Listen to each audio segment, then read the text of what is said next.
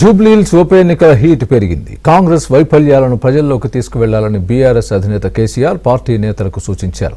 ఆగమవుతున్న తెలంగాణను కాపాడుకోవాల్సిన అవసరం ఉందని అన్నారు. కాంగ్రెస్ పార్టీ ఓ రౌడీ షీటర్ను నిలబెట్టి హైదరాబాద్ ప్రజల విజ్ఞతకు కఠిన పరీక్ష పెట్టిందని కేసీఆర్ ఆవేదన వ్యక్తం చేశారు. అయితే జూబ్లీహిల్స్ ఎన్నికల్లో కాంగ్రెస్ భారీ మెజారిటీతో గెలుస్తుందని పీసీసీ చీఫ్ మహేష్ కుమార్ గౌడ్ ధీమా వ్యక్తం చేశారు.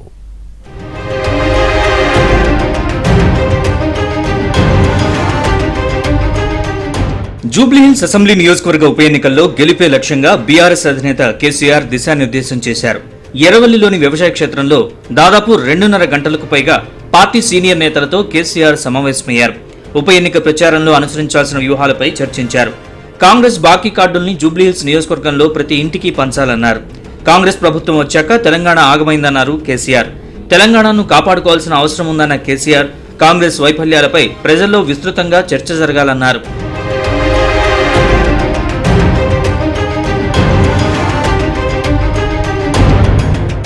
జూబ్లీహిల్స్ ఉప ఎన్నికల్లో ఎవరు గెలుస్తారో నవంబర్ 14న మాట్లాడుకుందామన్నారు బీఆర్ఎస్ వర్కింగ్ ప్రెసిడెంట్ కేటీఆర్. తెలంగాణలో నడుస్తుంది ఇందిరమ్మ రాజ్యం కాదని మాఫియా రాజ్యమని ఆయన ఆగ్రహం వ్యక్తం చేశారు. చూద్దాం, నవంబర్ 14 రోజు మాట్లాడదాం. నవంబర్ 14 రోజు అన్ని మాట్లాడదాం.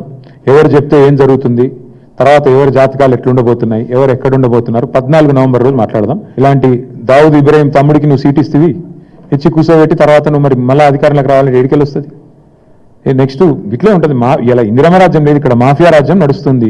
ఈ మాఫియా రాజ్యంలో మళ్ళీ మాఫియా రాజ్యంతో తిరిగి అధికారంలోకి వస్తామని అనుకుంటే ప్రజాస్వామ్యంలో అది అయ్యే పని కాదు. ఖార్గే గారు కుటుంబ సమస్యల్ని పరిష్కరించలేని కేటీఆర్ ప్రభుత్వంపై విమర్శలు చేస్తారా అని PCC chief Mahesh Kumar Goud counter ఇచ్చారు.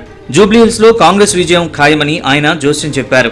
టీఆర్ఎస్ పార్టీని ప్రజలు ఆదరిస్తారనుకుంటే అది కల్లా అనే మాట ఈ సందర్భంగా మనవి చేస్తా ఉన్నాను. కుటుంబంలో ఉన్న తగాదాలు తేల్చుకోలేని స్థితిలో ఉన్నటువంటి కేటీఆర్ వారు కాంగ్రెస్ మీద మాట్లాడుతూ ఉన్నారు. కేటీఆర్ చేస్తున్న చౌకబారు విమర్శలు పట్టించుకునే పరిస్థితి లేరు. జూబ్లీహిల్స్ నియోజకవర్గంలో మా కార్యక్రమాలను చూసి, మా అభివృద్ధిని చూసి, మా సంక్షేమం చూసి తప్పకుండా ప్రజలు ఆదరిస్తారు. 50,000 తగ్గకుండా ఆ నియోజకవర్గంలో కాంగ్రెస్ అభ్యర్థి గెలుస్తూ ఉన్నారు.